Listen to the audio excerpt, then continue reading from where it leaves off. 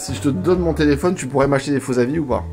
Oui, bien sûr. Acheter des faux avis positifs pour faire grimper la note de son restaurant, c'est malheureusement très répandu. Il n'y a qu'à voir sur Paris le nombre de restaurants qui ont plus de 4 étoiles, c'est impressionnant. Que des bons élèves, moyenne générale, jean du lycée Henri IV. Avec 100% de réussite au bac et plus de 97% de mentions. Après, il faut l'avouer, on fait tous pareil. La première chose qu'on fait pour choisir un restaurant, c'est regarder la note. C'est le cas de plus de 9 Français sur 10, selon un sondage IFOP de 2023, soit une augmentation de 20% en 2 ans.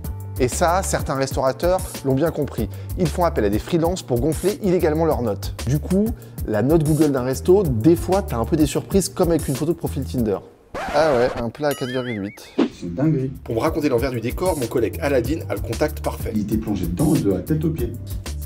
Comment ça va Mouloud? Ça va? T'as fait bon voyage? Super, merci de m'accueillir en tout cas. Mouloud Saada, consultant marketing et concepteur de restaurants, était aux premières loges.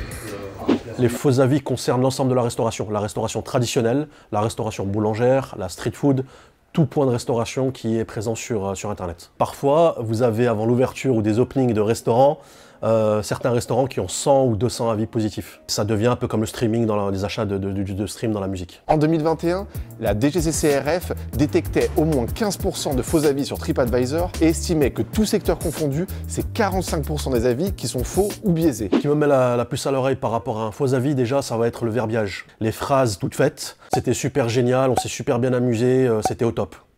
Ok. Il n'y a rien sur le produit, il n'y a rien sur l'accueil, sur la prestation en général.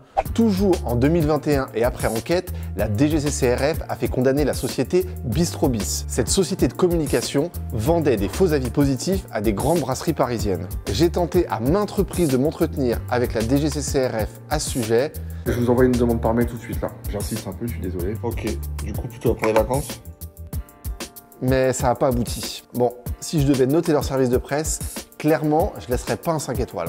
En tout cas, c'est toujours relativement facile d'acheter des faux avis pour un restaurant. Aujourd'hui, si tu veux, ils n'ont pas pignon sur rue sur les réseaux. Par contre, ça se fait par recommandation et sur le dark web. Parce que les plateformes ont banni des mots-clés qu'un utilisateur pourrait mettre pour chercher cette prestation-là.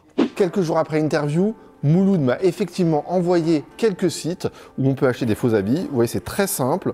On peut choisir la plateforme sur laquelle on veut que soit diffusé. On peut même des fois rédiger l'avis qu'on veut mettre. C'est hyper simple. J'ai contacté Google. Alors, ils font pas le distinguo entre faux avis positifs ou négatifs, mais ils sont de plus en plus attentifs à ce sujet.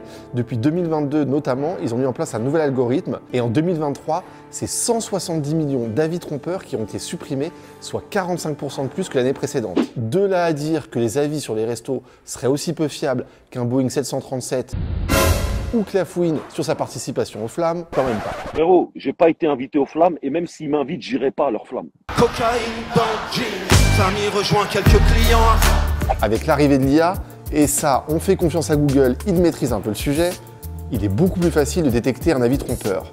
Publier un faux avis, c'est s'exposer à une peine de 2 ans de prison et 300 000 € d'amende. Mais déjà, certains petits malins ont trouvé la parade.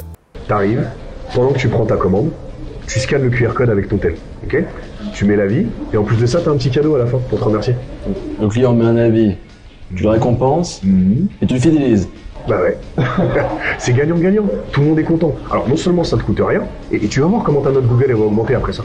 Et ton restaurant, il va décoller. Pour Mouloud, la lutte contre les avis trompeurs passe par une prise en compte de la loyauté des consommateurs. Pour éviter les faux avis, en premier lieu, je pense qu'il faudrait que les personnes qui déposent un avis prennent en photo le plat qu'elles ont consommé ou qu'elles en parlent. Dans un second temps, qu'on donne plus de pastilles ou de labels aux consommateurs actifs, comme les local guides ou autres qu'on peut voir, qui ont vraiment un avis pertinent, et donc en mettre de plus en plus sur le web.